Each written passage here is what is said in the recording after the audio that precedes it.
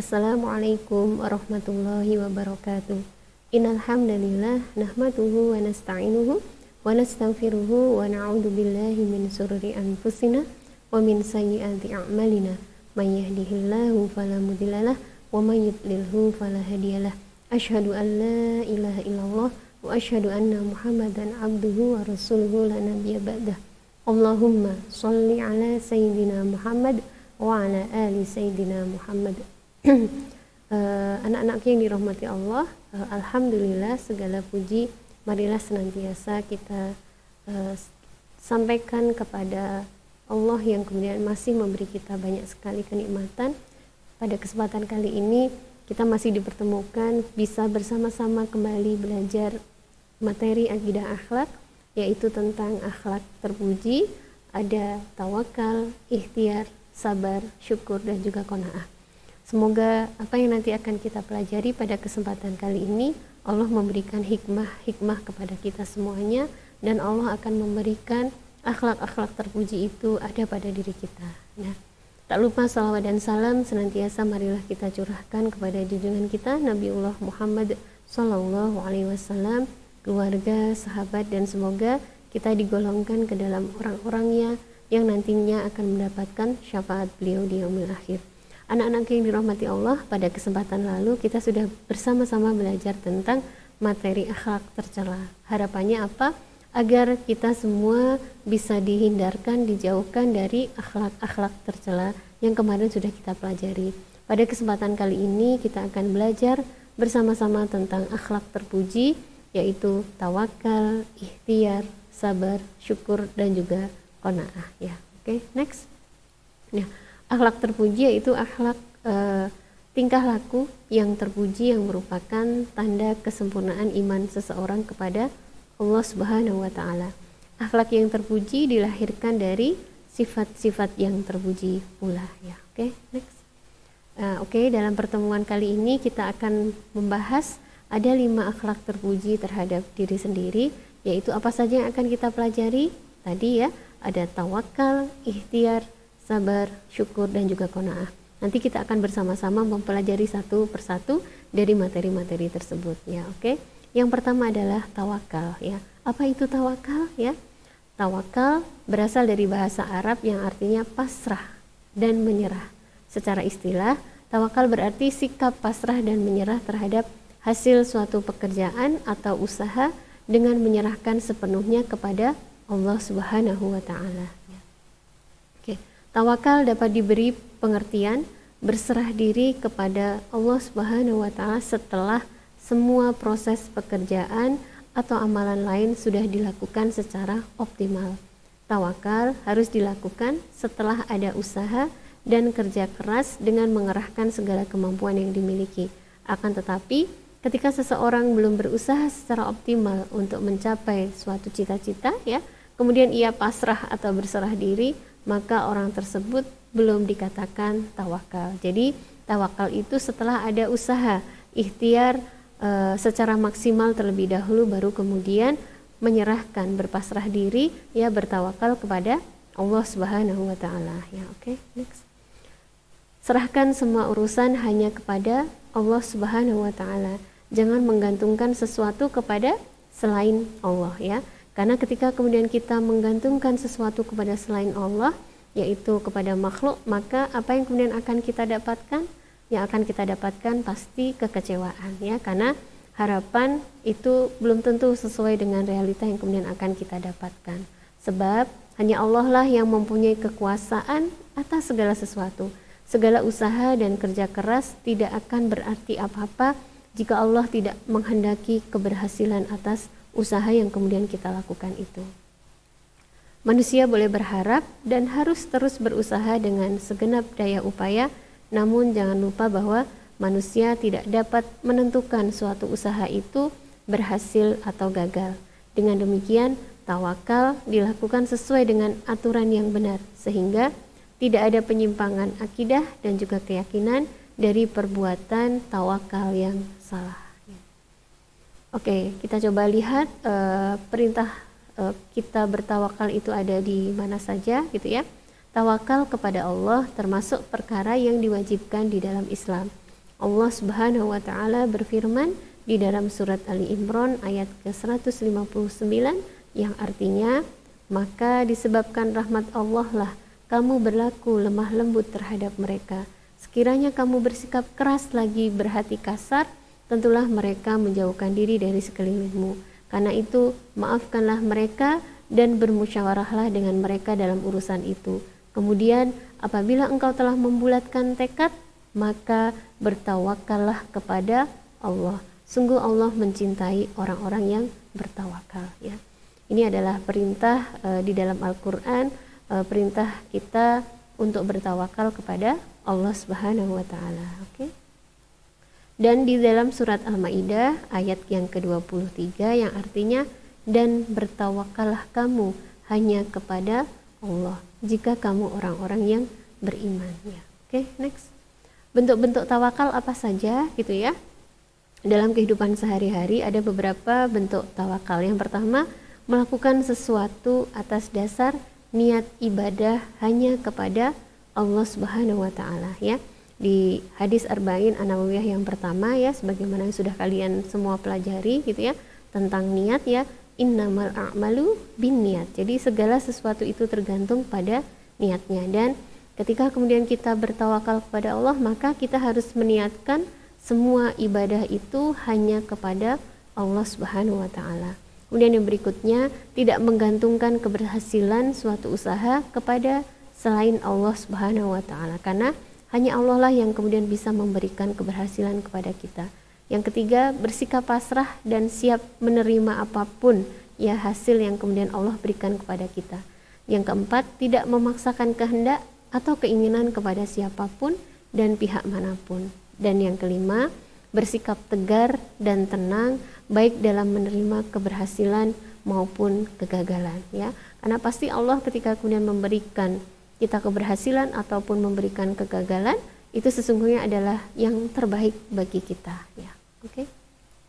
Contoh sikap atau perbuatan tawakal ya apa saja? Yang pertama adalah kalian ya sebagai kemudian pelajar rajin belajar dan bertawakal dengan berdoa kepada Allah akan menghasilkan kemudahan dalam mengerjakan soal-soal ya. Sebentar lagi kalian akan menghadapi PTS gitu ya, maka mulai dari sekarang silahkan disiapkan dengan sungguh-sungguh semaksimal mungkin. Nanti pada saatnya kalian berupaya, berusaha, setelah itu kalian bertawakal kepada Allah tentang hasil dari usaha kalian. Kemudian yang kedua, contohnya adalah ayah dan ibu Ahmad adalah petani kecil. Ia sangat mendambakan agar Ahmad kelak menjadi anak yang solih dan cerdas.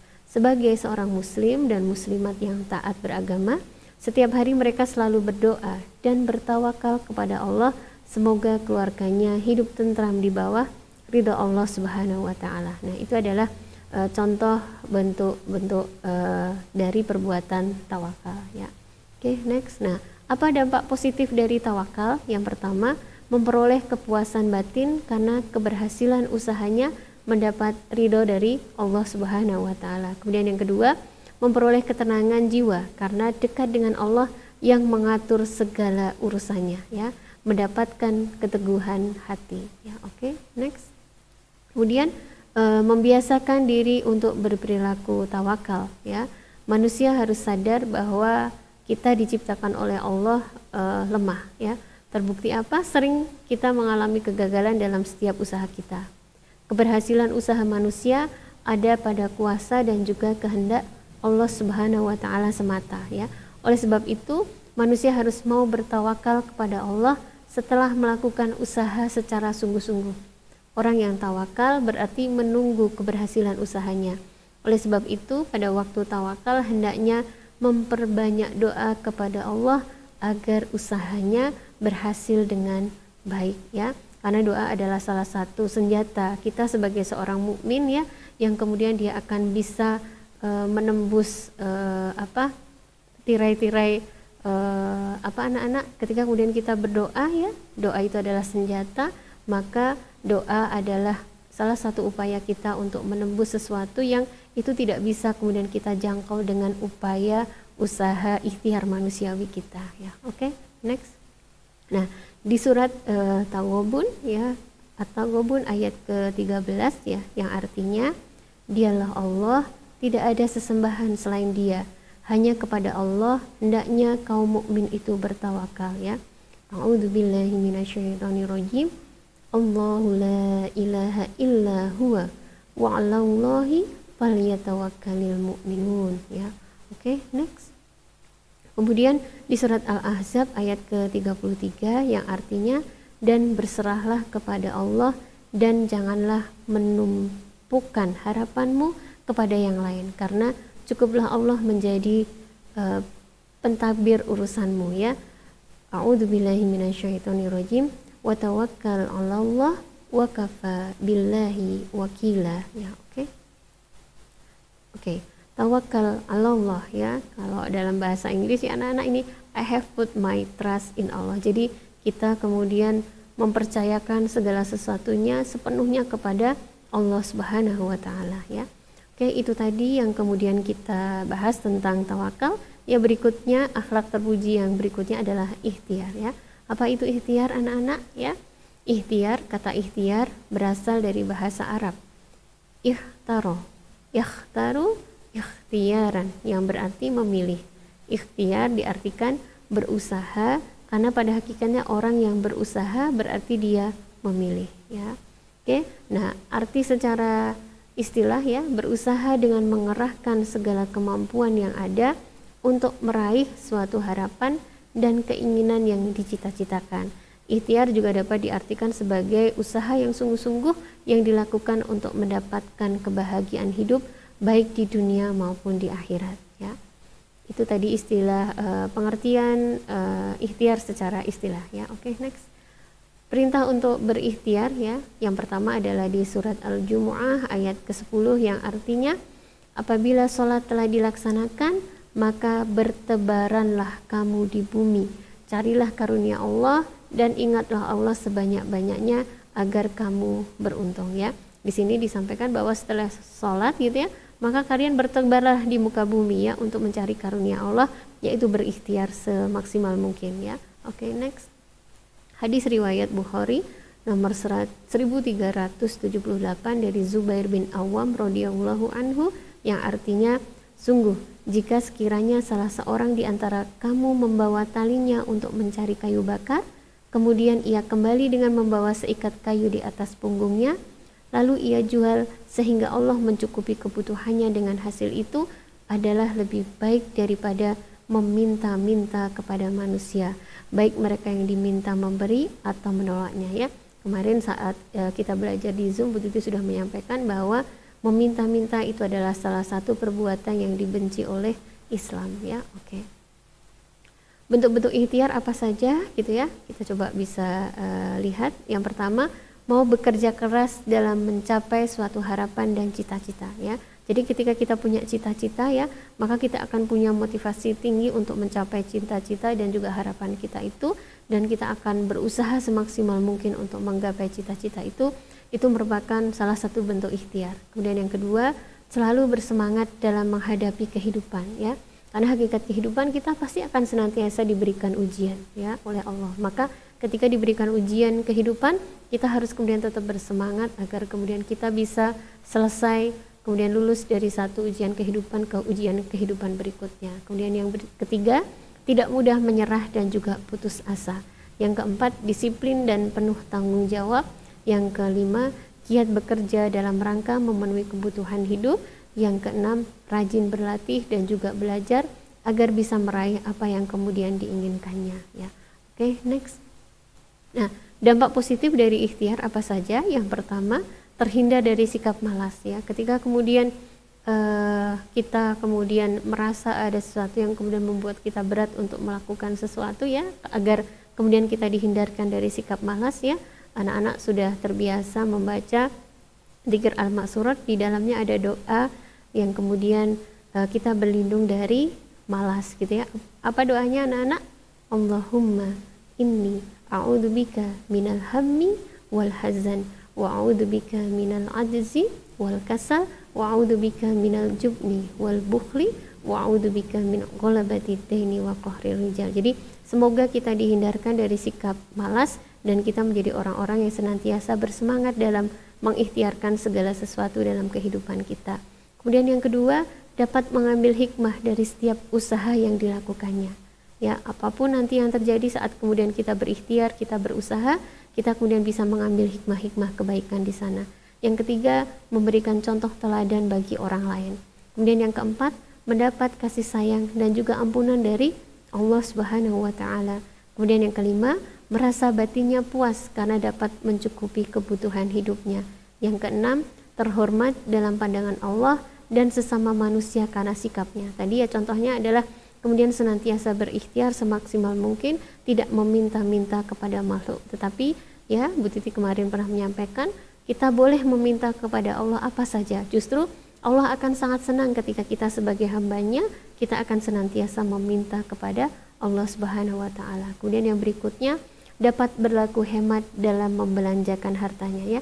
Di pertemuan yang kemarin ya, antara zuhud dan tawakal, Bu Titi mengingatkan, silahkan kalian harus belajar untuk membedakan mana itu kebutuhan ya, mana itu kemauan atau keinginan ya.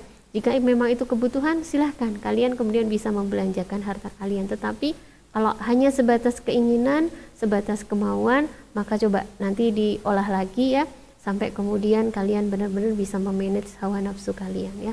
Oke, next. Ya, membiasakan diri berikhtiar ya.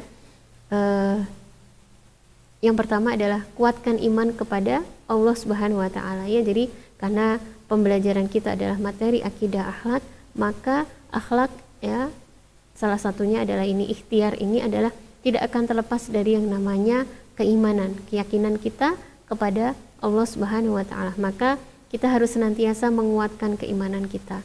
Kemudian yang kedua, hindari sikap pemalas. Tadi ya doanya sudah kita baca bersama-sama. Semoga kalian bisa membacanya tidak harus pagi atau petang, tetapi setiap saat ketika kemudian kalian merasa ada muncul rasa malas, silahkan doa itu bisa kemudian diulang-ulang ya untuk dibaca. Kemudian yang berikutnya, jangan mudah menyerah dan juga putus asa. Yang keempat, berdoa kepada Allah agar diberikan kekuatan untuk selalu berikhtiar ya. La haula wala quwata illa billahil aliyyil azim. Karena sesungguhnya tidak ada daya dan kekuatan kecuali dari Allah Subhanahu wa taala. Kemudian yang berikutnya, giat dan bersemangat dalam melakukan suatu usaha. Yang keenam, tekun dalam melaksanakan tugas, pandai-pandai memanfaatkan waktu ya. Apalagi dengan kondisi saat ini pembelajaran kita PSBB ya. Pembelajaran jarak jauh ya anak-anak, pembelajaran daring ya.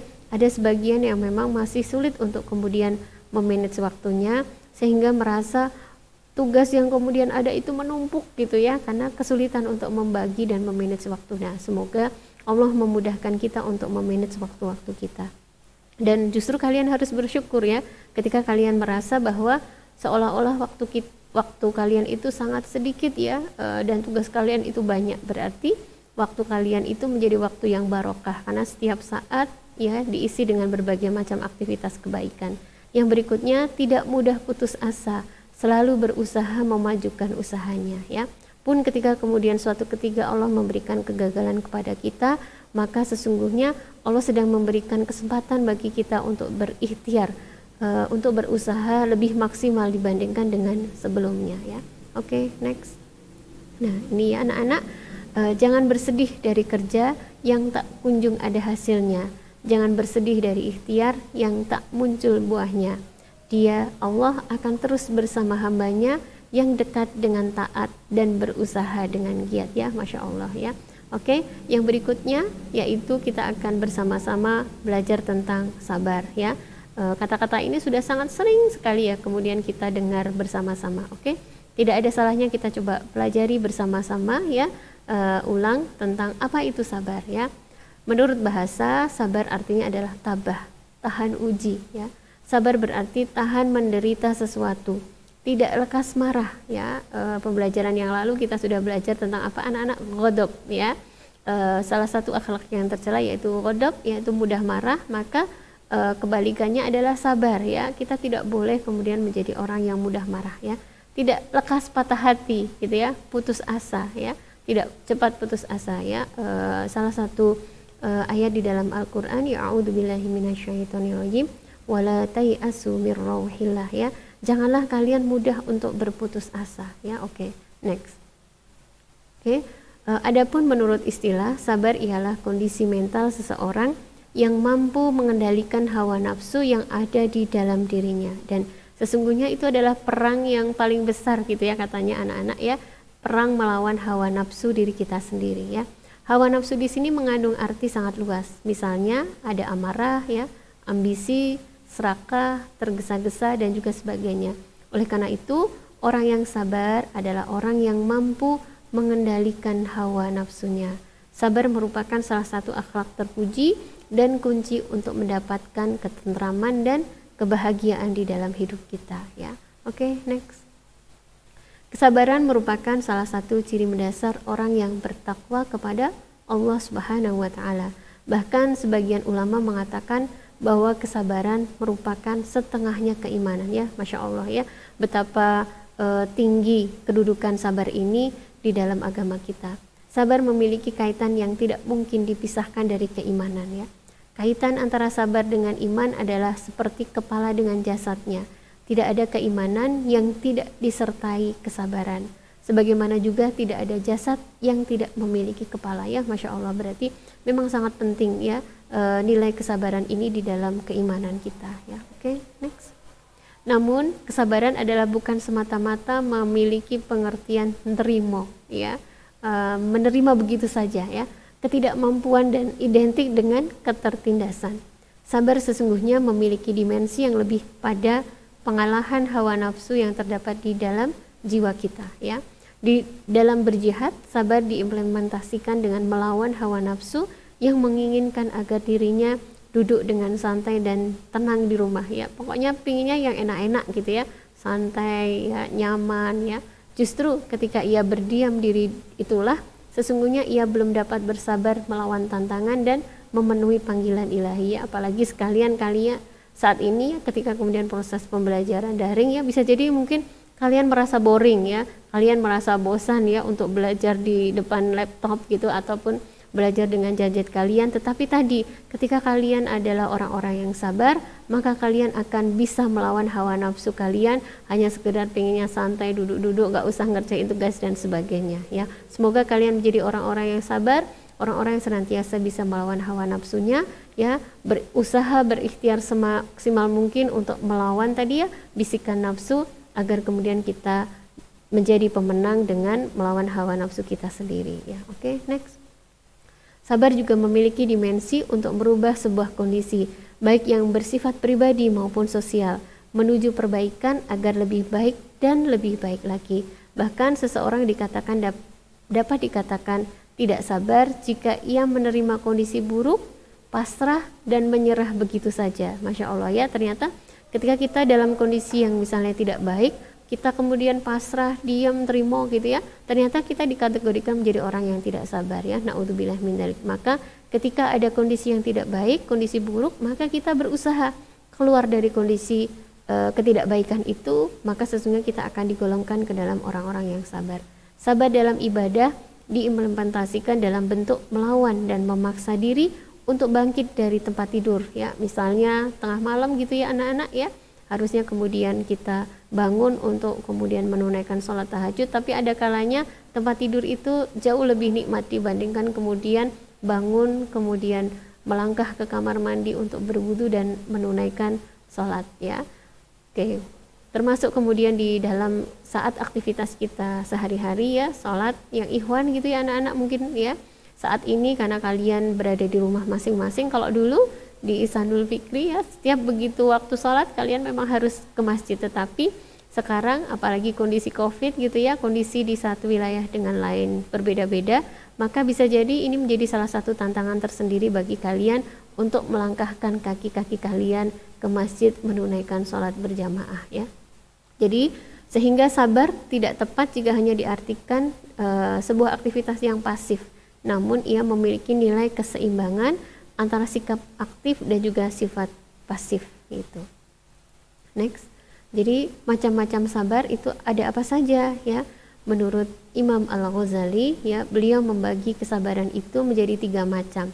Yang pertama, sabar dalam ketaatan, yaitu melaksanakan tugas atau kewajiban dengan ikhlas ya. Contohnya tadi ketika kemudian kita diseru untuk kemudian melakukan sholat gitu ya, ataupun aktivitas-aktivitas kebaikan yang lainnya, maka ketika kemudian kita menjadi orang yang sabar, maka kita akan melaksanakan tugas dan kewajiban itu dengan ikhlas ya.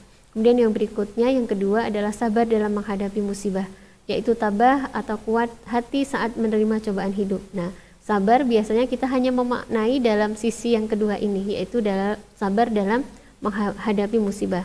Padahal sesungguhnya sabar itu ada tadi ya, sabar kita dalam ketaatan, sabar dalam menghadapi musibah, dan yang ketiga, sabar dari maksiat, yaitu rela meninggalkan perbuatan maksiat dan tidak menyesal atau iri apabila melihat orang lain dapat bersenang-senang dalam maksiat ya. Maksudnya kita adalah kemudian mencoba menghindari segala bentuk kemaksiatan, maka itu adalah salah satu bentuk kesabaran kita ya. Oke, next. Nah, perintah untuk bersabar itu ada di mana saja ya. Silahkan nanti kalian bisa membuka, mentadaburi ya surat dan juga ayat yang kemudian nanti Bu Titi sebutkan di dalam video ini ya. Yang pertama, sabar dalam ketaatan itu adalah berada di dalam surat Ali Imran ayat ke-200 ya. Kemudian sabar di dalam musibah ya, ada di dalam surat Al-Baqarah ayat 155 sampai dengan 156, dan sabar dari melakukan kemaksiatan itu ada di surat An-Nahl ayat ke-126 sampai 127 ya. Semoga nanti kalian bisa sambil kemudian membuka Al-Quran ya, membaca terjemahannya, mentadaburi kembali, sehingga nanti Allah memberikan hikmah tersendiri kepada kalian semuanya ya. Oke, next. Kemudian yang berikutnya ada hadis dari Suhaib radhiyallahu anhu bahwa Rasulullah shallallahu alaihi wasallam bersabda ya, ajaban li amril mu'min ya. Apa anak-anak artinya? Sungguh menakjubkan perkaranya orang yang beriman, karena segala urusannya adalah baik baginya, dan hal yang demikian itu tidak akan terdapat kecuali hanya pada orang yang mukmin, yaitu jika ia mendapat kebahagiaan, ia bersyukur karena ia mengetahui bahwa hal tersebut merupakan yang terbaik untuknya, dan jika ia tertimpa musibah, ia bersabar karena ia mengetahui bahwa hal tersebut merupakan hal yang terbaik bagi dirinya. Hadis riwayat Muslim ya. Jadi Masya Allah, kita sebagai seorang beriman, apapun urusan kita itu sangat menakjubkan ya. Oke, next ya. Bentuk atau contoh sikap sabar apa saja? Yang pertama, bersabar dalam hal belajar untuk meraih cita-cita dan harapan ya. Saat ini kalian sedang dalam proses kemudian untuk mencapai meraih cita-cita kalian, maka kalian harus bersabar melalui dalam proses belajar kalian. Kemudian yang kedua, sabar ketika diejek oleh teman-teman ya, karena kesabaran akan membawa hasil yang positif. Jadi ketika kemudian memang ada teman-teman yang kemudian mengejek, silahkan kalian kemudian sikapi dengan sikap yang terbaik ya, jangan membalas gitu, atau justru kemudian membalas dengan ketidakbaikan yang serupa. Kemudian yang berikutnya, tidak mudah emosi atau marah ya. Yang berikutnya, yang keempat, tidak tergesa-gesa. Yang kelima, menerima segala sesuatu dengan kepala dingin. Yang keenam, tidak mudah menyalahkan orang lain. Jadi kita harus introspeksi terlebih dahulu kepada diri kita sebelum kita menyalahkan orang lain. Dan yang berikutnya, selalu berserah diri kepada Allah Subhanahu wa Ta'ala ya. Oke, next. Dampak sikap positif dari sabar adalah yang pertama, terhindar dari bencana dan malapetaka yang disebabkan oleh nafsu ya, karena tadi sabar adalah kita bisa kemudian memanage melawan hawa nafsu kita ya. Yang kedua adalah melatih diri mengendalikan hawa nafsu. Yang ketiga, disayang oleh Allah Subhanahu wa Ta'ala. Yang keempat, memiliki emosi yang stabil ya, jadi tidak mudah marah ya, itu nanti akan diberikan kestabilan emosi. Yang kelima, memiliki harapan akan masuk ke surga sesuai janji Allah di dalam surat Al-Baqarah ayat 155 ya. Silahkan nanti kalian bisa dibuka ya. Oke, yang keenam, berhasil mengembalikan persaudaraan yang hampir rusak ya. Ketika kemudian kita bersabar ya, misalnya tadi sabar atas ejekan teman kita, maka ketika kemudian kita menanggapinya, kita mudah marah, maka akan terjadi apa? Persaudaraan itu nanti akan pecah gitu ya, atau retak. Tetapi ketika kita bersabar, maka tidak akan ada kemudian persaudaraan atau pertemanan yang retak ya. Oke, next. membiasakan diri bersikap sabar ya. Yang pertama, selalu ingat bahwa marah tidak dapat menyelesaikan masalah ya. Jadi kemarin kita sudah belajar ghadab ya, silahkan nanti dibuka-buka kembali nanti efek ketika kemudian menjadi orang yang ghadab atau mudah marah itu apa saja ya. Kemudian yang kedua, memperbanyak bergaul dengan teman-teman yang baik dan berakhlak mulia. Yang ketiga, membatasi diri dan bersikap hati-hati dalam bergaul dengan teman yang berwatak keras dan kasar. Yang keempat, hindari bergaul dengan orang-orang yang berperilaku tidak menyenangkan. Yang kelima, hadapi segala sesuatu dengan tenang. Dan yang keenam, hindari sikap tergesa-gesa ya, karena ada hadis al-ajalatu minasyaiton. Jadi sesungguhnya tergesa-gesa itu dari syaitan ya. Oke, next ya. Ingin disayang Allah maka bersabarlah ya. Wallahu yuhibbus sabirin, dan Allah mencintai orang-orang yang sabar ya. Surat Ali Imran ayat 146 ya. Masya Allah, semoga kita diberikan sikap ini ya oleh Allah, diberikan sikap sabar sehingga kita menjadi orang-orang yang nantinya akan dicintai oleh Allah Subhanahu wa taala ya. Oke, next ya. Yang berikutnya adalah syukur ya. Sikap terpuji yang berikutnya adalah syukur ya. Walaupun ini sudah sangat sering kemudian kita mendengar ya, kita coba kembali lihat apa itu makna dari syukur itu sendiri ya. Oke, next. Syukur berasal dari bahasa Arab yang berarti berterima kasih. Menurut istilah, bersyukur adalah berterima kasih kepada Allah atas karunia yang dianugerahkan kepada dirinya ya. Masya Allah ya. Oke, next. Apabila direnungkan secara mendalam, ternyata memang banyak sekali nikmat Allah yang telah kita terima dan gunakan dalam hidup kita ini. Demikian banyaknya sehingga kita tidak dapat atau tidak mampu untuk menghitungnya ya. Kalau di surat Ar-Rahman gitu ya, a'udzubillahi minasyaitonirrajim, fa bi ayyi ala'i rabbikuma tukadziban ya. Dan nikmat Tuhanmu yang manakah lagi yang kamu dustakan. Dan ayat itu diulang-ulang berkali-kali di dalam surat Ar-Rahman, karena begitu banyaknya nikmat Allah yang kemudian sudah Allah berikan kepada kita semuanya. Hakikat syukur adalah menampakkan nikmat dengan menggunakan pada tempat dan sesuai dengan kehendak dari pemberinya. Sedangkan kufur adalah menyembunyikan dan melupakan nikmat yang sudah Allah berikan kepada kita ya. Oke, next. Pada dasarnya semua bentuk syukur itu kita tujukan hanya kepada Allah Subhanahu wa taala. Namun bukan berarti kita tidak boleh bersyukur kepada mereka yang telah menjadi perantara nikmat Allah Subhanahu wa taala.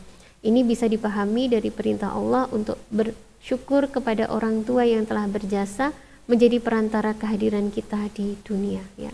Oke, next. Perintah bersyukur kepada orang tua sebagai isyarat bersyukur kepada mereka yang berjasa dan menjadi perantara nikmat Allah Subhanahu wa taala. Orang yang tidak mampu bersyukur kepada sesama sebagai tanda ia tidak mampu pula bersyukur kepada Allah Subhanahu wa taala. Ya, oke, next. Manfaat syukur akan menguntungkan pelakunya. Allah tidak akan memperoleh keuntungan ya dengan rasa syukur hambanya, dan juga tidak akan mendapatkan kerugian atau berkurang keagungannya apabila hamba-hambanya tidak bersyukur atau kufur. Jadi sesungguhnya ketika kita kemudian bersyukur, maka keuntungan itu akan kembali kepada kita. Jadi bukan Allah yang akan mendapatkan kebaikan dari rasa syukur kita itu. Oke, next. Ya, perintah bersyukur ya ada di mana saja ya. Nanti kita coba lihat, dan kalian nanti coba ditadaburi kembali di rumah kalian masing-masing ya, biar kalian kemudian bisa lebih merasakan berinteraksi dengan Al-Quran dengan maksimal ya. Mensyukuri nikmat Allah adalah kewajiban setiap muslim dan muslimat ya. Dalil wajib bersyukur ada di mana? Yang pertama di surat Al-Baqarah ayat ke-152. Kemudian yang berikutnya ada di surat An-Nahl ayat 114. Yang ketiga di surat Al-Ankabut ayat ke-17. Silahkan nanti ayat-ayat tersebut bisa kalian buka dan kalian tadaburi di rumah kalian masing-masing ya. Next. Kemudian yang berikutnya Allah Subhanahu wa taala berfirman di dalam surat ke-27 ayat ke-40 yang artinya, dan siapa yang bersyukur maka sesungguhnya dia bersyukur untuk kebaikan dirinya sendiri, dan siapa yang ingkar maka sesungguhnya Tuhanku maha kaya lagi maha mulia. Kemudian yang berikutnya Nabi Shallallahu Alaihi Wasallam bersabda, siapa yang tidak mensyukuri manusia, maka ia tidak mensyukuri Allah Subhanahu Wa Taala. Hadis riwayat Tirmizi. Ya, next. Firman Allah Subhanahu Wa Taala ya di dalam surat ke-31 ayat ke-14 yang artinya, bersyukurlah kepadaku dan kepada kedua ibu bapakmu, hanya kepadakulah kamu kembali. Ya. Kemudian di surat Ibrahim ya surat ke-14 ayat 7 Allah Subhanahu wa taala juga berfirman yang artinya, dan ingatlah tatkala Tuhanmu memaklumkan, sesungguhnya jika kamu bersyukur pasti kami akan menambah nikmat kepadamu, dan jika kamu mengingkari nikmatku sesungguhnya azabku sangat pedih. Ya, semoga kita digolongkan kepada orang-orang yang senantiasa bersyukur dan Allah akan menambah-nambah kenikmatan kepada kita semuanya. Ya, oke, next. Masih juga kemudian di dalam Al-Quran Allah Subhanahu wa taala berfirman di dalam surat ke-16 ayat ke-18 yang artinya, dan jika kamu menghitung-hitung nikmat Allah, niscaya kamu tidak akan dapat menentukan jumlahnya, ya, karena saking banyaknya. Ya, sesungguhnya Allah benar-benar Maha Pengampun lagi Maha Penyayang. Ya. Kemudian di surat Ibrahim lagi yang ayat ke-14, sesungguhnya jika kamu bersyukur, niscaya aku akan menambah nikmat kepadamu, tetapi jika kamu mengingkari nikmatku, maka pasti azabku sangat berat. Ya, oke, next. Bentuk-bentuk syukur apa saja? Yang pertama, selalu mengucapkan hamdalah, ya. Alhamdulillah, segala puji hanya bagi Allah Subhanahu wa taala, atau terima kasih setiap kali menerima kebaikan dari orang lain. Ya, kemudian yang berikutnya, menggunakan apa yang diberikan sesuai dengan kehendak pemberinya. Yang ketiga, menjaga dan merawat dengan baik apa yang telah diberikan. Yang keempat, menyisihkan sebagian harta kita untuk diserahkan ke Baitul Mal. Dan yang kelima, menyisihkan waktu kita ya untuk membantu orang yang belum bisa membaca Al-Quran. Itu ternyata merupakan salah satu bentuk syukur kita kepada Allah Subhanahu wa taala. Ya, oke, next.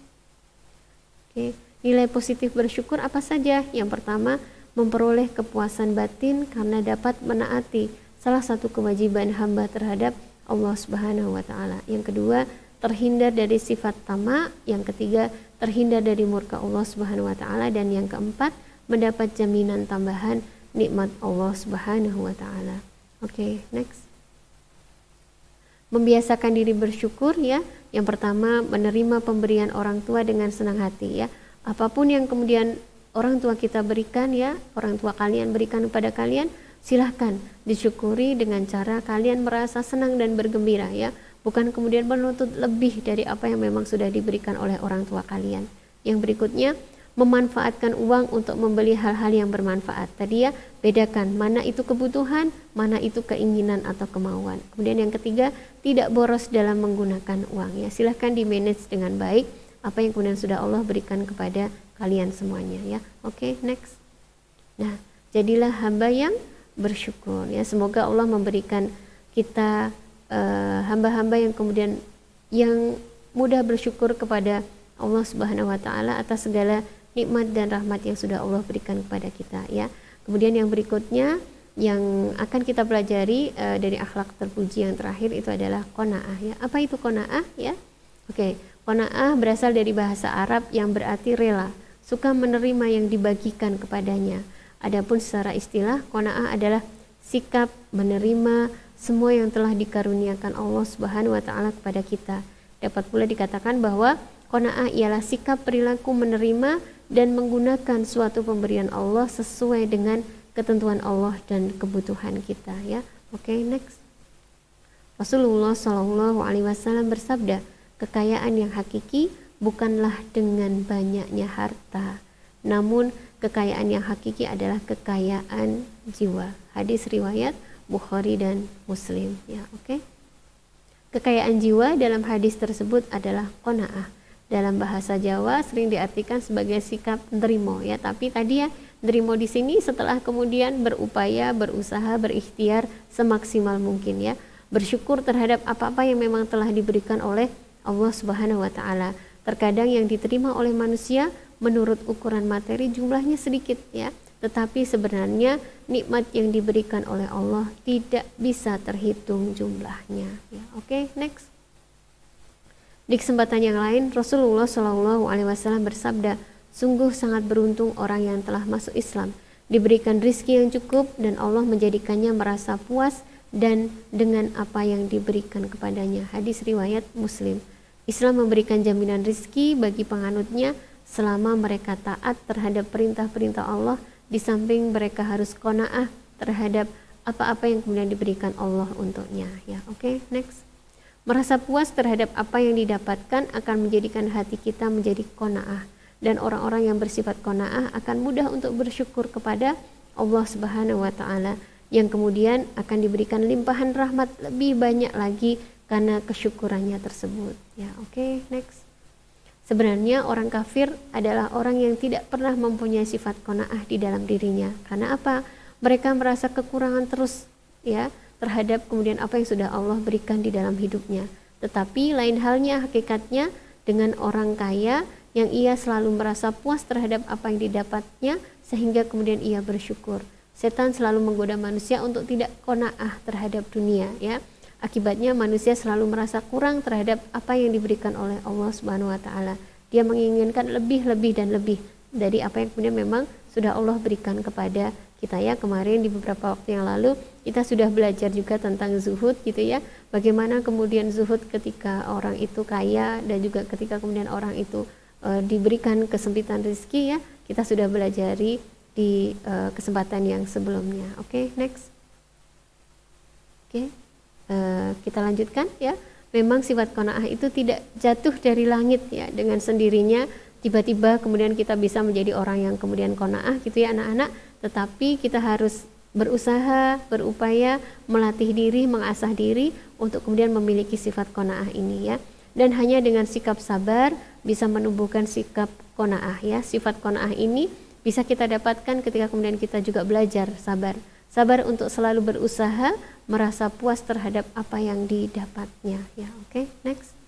Dengan sifat qanaah ini orang akan selalu merasa bersyukur sehingga mudah baginya untuk berbagi kepada orang lain dan dapat menghilangkan sikap serakah di dalam hati. Nikmat yang digenggamnya tidak ia nikmati sendiri, tetapi ia bagikan kepada orang-orang di sekitarnya yang membutuhkan.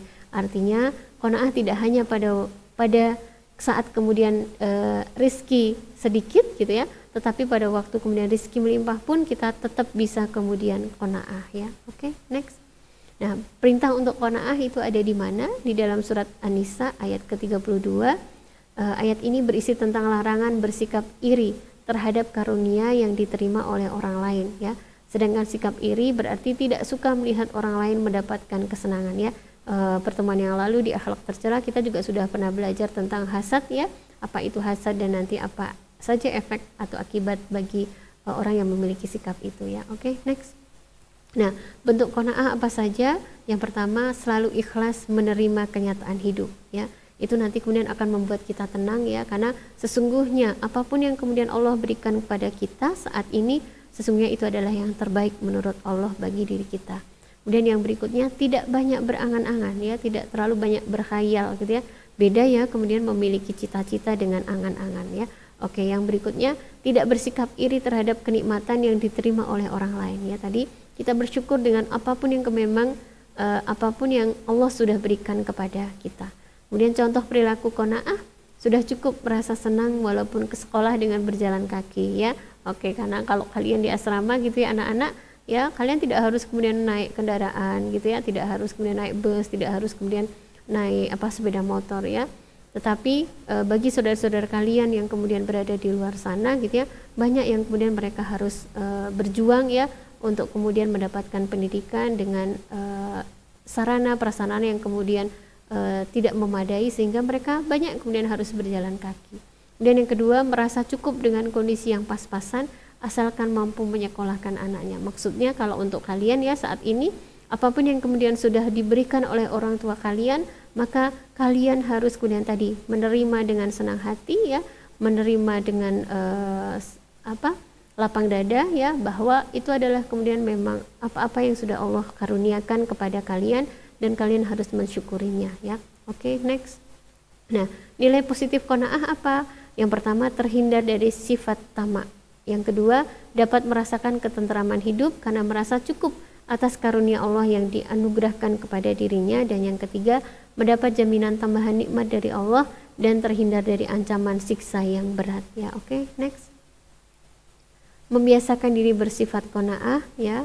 Yang pertama, sering memperhatikan orang-orang yang lebih miskin daripada kita, ya. Jadi kita tidak boleh kemudian hanya melihat dongak ke atas saja, melihat orang-orang yang kaya yang diberikan kelebihan rezeki, tetapi kita harus menengok ke belakang, ya. Kita harus menengok ke bawah bahwa di luar sana banyak orang-orang yang jauh kondisinya lebih tidak baik daripada kita. Maka kita harus bisa kemudian lebih bersyukur dan menjadi orang yang qanaah. Yang berikutnya, tidak sering memperhatikan orang yang lebih kaya agar kita tidak merasa kurang. Yang ketiga, membiasakan diri untuk berlaku hemat. Yang keempat, biasakan bersikap ikhlas. Yang kelima, hindari kebiasaan berangan-angan, ya. Oke, next. Nah, itu adalah qanaah, ya, kunci kebahagiaan kita, ya. Oke, anak-anak yang dirahmati Allah, itu tadi yang kemudian bisa kita bahas bersama-sama, akhlak atau sikap terpuji yang semoga Allah nanti memberikan akhlak-akhlak tersebut ke dalam diri kita, ya, dan kita semoga dijauhkan oleh Allah Subhanahu wa taala dari akhlak-akhlak tercela. Mungkin itu saja yang bisa Bu Titi sampaikan pada kesempatan kali ini. Bu Titi akhiri, ya. Wassalamualaikum warahmatullahi wabarakatuh.